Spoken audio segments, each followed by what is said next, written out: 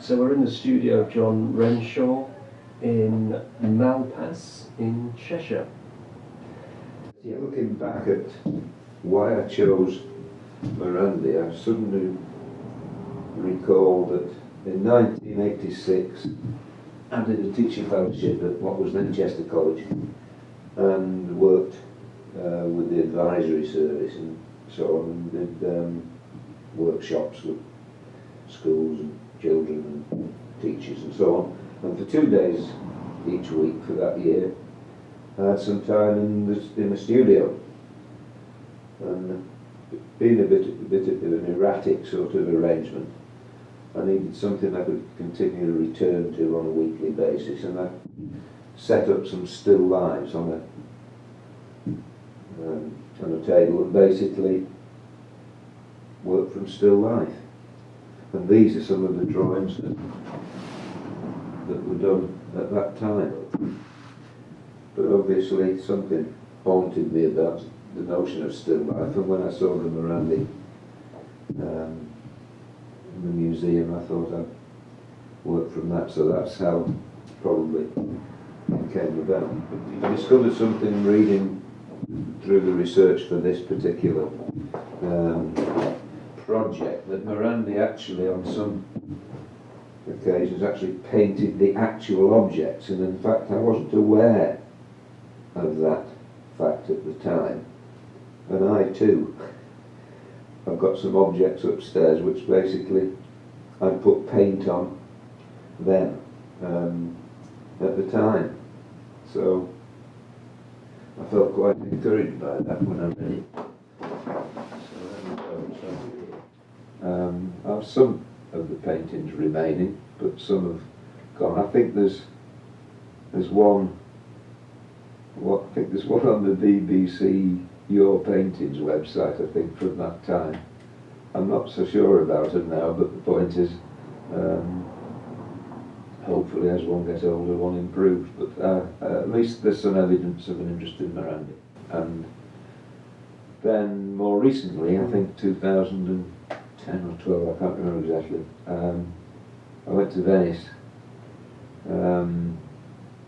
with my wife, and I actually went to the Fortuny Museum, where there was an exhibition of Morandi's paintings from private collections, and the exhibition was called Silence, and I was enthralled. It was in a contained space within the museum itself, so it was really quite an intimate space, and for some reason I just felt a buzz. I mean, they were very, very small paintings, but each of them had a certain, I suppose you'd say there was sort of a metaphysical sort of feeling to them, and so maybe those are the issues that probably inform my choice, but there's an overlap. But they worked in very different ways. Morandi was relentlessly sort of pursuing visual experience on a systematic sort of basis. Prunella Clough used to go driving in a car, take photographs, make notes, and a lot of what she did came from sort of recollection of experiences when she was in the studio, or so things I've read suggest. And I think her paintings are particularly significant, but I couldn't find any real way of reconciling the two in relation to this project. But the subject matter, in the sense that it's ceramics or pots, but the fact that they're objects and the fact that they're organised in particular ways may be significant. I mean, I looked out on a market garden, and basically the interesting thing about that was that the way things were stacked, stored, organised, things leaning against sheds and then gradually it accumulates and so on, and the way that the material was managed. And I suppose in a way I've recently made some paintings based on stacking things. The notion of the stack.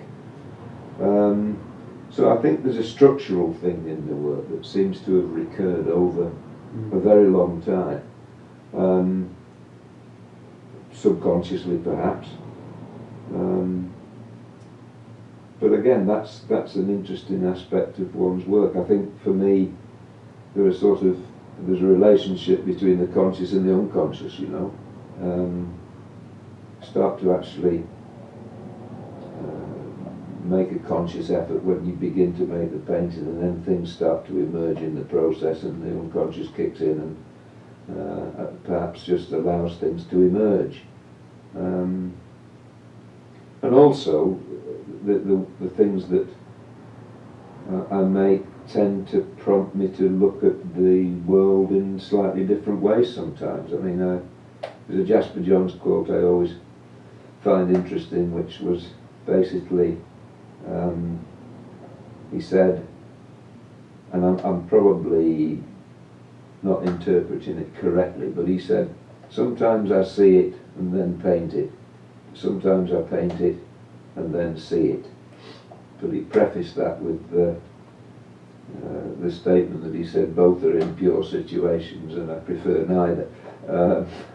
So I think there was an escape clause there, but just that notion of the way something that you discover during the process of making the work is a surprise and prompts you to see an aspect of the visible world in a way that you hadn't expected. I think that's probably it. But you set up some different strategies for this project of the work, including some three-dimensional works, and Yeah. some movable three-dimensional ones. There's also the business of his work actually began, I think, with the actual physical arrangement of the objects on the table or on the surface. So even before he put brush to canvas, he was obviously considering the way those objects were arranged and organised. And I suppose it looks to me as if he also then, by reorganising things over time, various issues occurred that then became about the sort of visual mechanics of making the work. Things to do with the gap between things, the notion of a dark object being visible through a gap so that you read it ambiguously. It looked like might have been a shadow, but in fact, as you look more closely, it's actually part of something real, you know. So I'm in awe of the fact that, you know, there's a man went into his studio on a daily basis and persisted with trying to sort of come to terms with what to many people were humble objects of no consequence. These being temporary and not fixed. You know, the elements could be moved around until I feel satisfied with them. And basically, again, I was considering I may well use some of these to inform some drawings. But the objects themselves here have each got quite a distinct profile. And some earlier drawings I did that tried to explore more three-dimensional things didn't quite work. So, just again, these are quite defined shapes. Following that, I'd started to try and make some things from found materials that took that back into the real world. There's no direct logic to it all, in the sense that a lot of the decisions I've made have been highly intuitive and improvisational. Probably caused through panic on occasions, wondering what on earth I'm going to do next. But there is a pattern emerged. I mean, I've started to notice things I didn't sort of pay attention to fully before. One was particularly the relationship between straight lines and curves in those paintings, and that took me on a slightly different route. At that time I'd started to make some objects. I haven't really got heavily involved with those yet, although I got the materials together, some broken ceramics, porcelain pots, and it was the edges of the broken bits that interested me, because if I painted those I got a sort of linear thing happening. And I stalled making them, but then reverted back to making some drawings that used those as a catalyst, and they became sort of more traditional still life drawings, but didn't seem to carry as much significance as those that had begun to appear much flatter. You know, a three-dimensional allusion to them, but you know, for me, Miranda is very much to do with, you know, the ideas of things, you know, and then when you do get those the flatter planes, perhaps they're more true to that sort of Platonic ideal that's the inexplicable thing that's we're sort of searching for. I wonder that's inherent in Miranda. No, that's well put. That's well put. I mean, I'd like to think the same. I think it certainly was an enormous sort of, almost reverently anyway, Cézanne was important to him, and obviously the early stages of Cubism were present there. And the sort of underlying geometry, if you like, of the visible world in a way. And also I read recently somebody had actually even sort of, in talking about his work, had referenced Kandinsky. And again, the sort of, that notion of the geometry and getting behind the reality of formal three-dimensional things is certainly, I mean, Cézanne engaged with it all the time in a way, and the fact that it preempted what became synthetic and well, Cubism basically,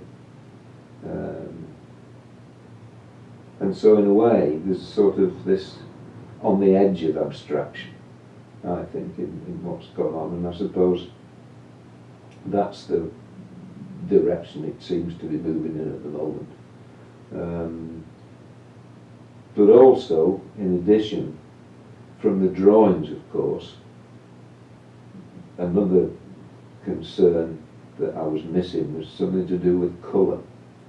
So the recent stuff started to try and sort of explore that, and not necessarily copying exactly the colours in his work, but actually looking at the function of colour in relation to the formal elements that I'm dealing with, and their relationship to the background, figure and ground, if you like, and also the actual status of things like the shadows and the darker areas. Certainly, these aren't finished, but where there's a sort of form here that might be a solid, but the fact that it's sort of continued round there suggests that there's another one, and basically just the way that the relationships occur between the elements, and I'm still finding that quite an interesting agenda, really, I think, if that makes any sense at all. As far as the recent work's concerned, I became particularly interested in, I was neglecting some of the sort of curved elements in the paintings, and started to, apart from verticals and horizontals, I started to introduce the curve. I mean, it's as simple as that, and in many ways it was inevitable if I'm actually responding to a particular painting by Morandi. They exist, and it was how to negotiate them. They do actually have an impact in in the outcome, because they actually seem to slow things down in terms of looking at the forms. The vertical horizontal thing seems quite abrupt in a way, to an extent, but suddenly your eye hits a curve and it sort of slows it down, I think. I can't explain it, but when you've actually got a straight up, straight down horizontal, and suddenly you hit that, Yeah. visually it's doing something else in terms of, I don't know, looking, I suppose, the way you actually see it. And it's also, I mean, I suppose it relates also to the corners of the painting, but no, I think I just noticed it started to slow that passage in the painting down a bit, instead of the speed of that, and then suddenly. But that just might be. No, I think the drawing process allows me to think, as it does, as you said, as for many artists. I mean, it's a way of thinking that is predominantly visual, but at the same time there are certain sort of issues that have arisen in this particular instance to do with the function of the tonal area, the way that objects are stacked in space or across a surface. And the fact that they're small means that I'm sort of able to follow on a sequence of drawings, and there's a continuity between the work in terms of time. You know, I can sit down in a day and actually do quite a lot of drawing, with one thing following on from the next. It's a sequential thing, and occasionally there's a disruption because you discover something that you didn't expect, and then it can start to take on a different direction or suggest further means of developing the stuff that you've got. You know, if you're writing something, then research, then you're drawing on the ideas of others, and there's an argument going on, and a parallel situation if you're making a painting in a way. I mean, I suppose I'm having a visual conversation with Miranda in some form,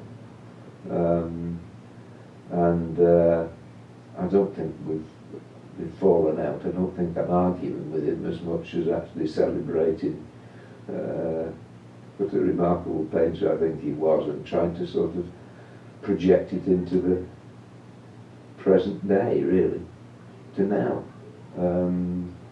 in some way, which is a very arrogant and ambitious thing to be trying to do, but I was asked to get involved, and here I am, so there we go. So can I ask, John, what does having a studio mean to you for your practice?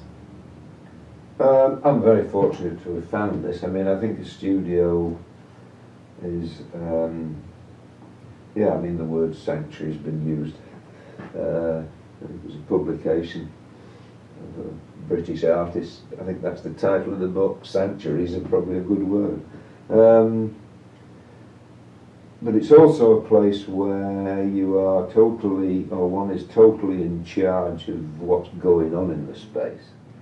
But I think most important thing is that it's a place where you're able to reflect on what you're doing and also on what you've done. It's a lovely studio with good light. You've got the two strip lights here, and the window is there's one window which is blocked, which has blinds on it, so it's quite a contained space, working space. Yeah, I've students visit occasionally, and colleagues and friends, and by invitation, might I add, because it is. I'm sure the people in Malpas think it's very fishy, me sort of coming and going into this strange place, locking the door and then emerging at night. I probably think it's a bordello or something, but I think yeah, I just feel very fortunate, and I mean, talked about painting to a lot of people all my life, and I mean I've now got the opportunity to do what I've talked about more continuously than I've done before. So I'm taking advantage. I think there's still a resistance to abstraction. I think, you know, it's easier to sort of probably knock out a few local landscapes. I think if I painted horses and dogs in Malpas, I'd probably do okay. But then I would become, I would feel trapped by the content. And I mean, the thing about abstraction for me is that it's a way of exploring things that I've not seen before, or discovering things that I've not seen before rather, and actually then it provoking me, as I said earlier, to start to search for things in the world that resonate with what I'm doing. And there's an exchange goes on between the world out there and the world in here, but it's not necessarily as obvious to everyone. I mean, these other paintings that you see around, I found a photograph I'd taken in 1981 of some scaffolding in Paris. And although I haven't actually copied the photographs in any way, something of the logic of the way they were actually what was going on in those photographs interested me, and I mean it's in my head now, and it's actually emerged in these recent paintings. And as soon as people asked, and somebody said, "What are these based on?" and so that they don't necessarily connect with the content straight away, but once I expose something of the catalyst, they say, "Oh yes." I mean, basically, and yet it isn't scaffolding. I mean, it's not an image as such. It's to do with the logic and the structure of a surface. That's good. Is it okay? Very good. Thank you very much, John, for letting us into your studio. It's a pleasure, and I feel privileged to be invited to participate, and I've enjoyed talking to others involved as well, and I'm sure it will be an interesting outcome. Fine. Thank you.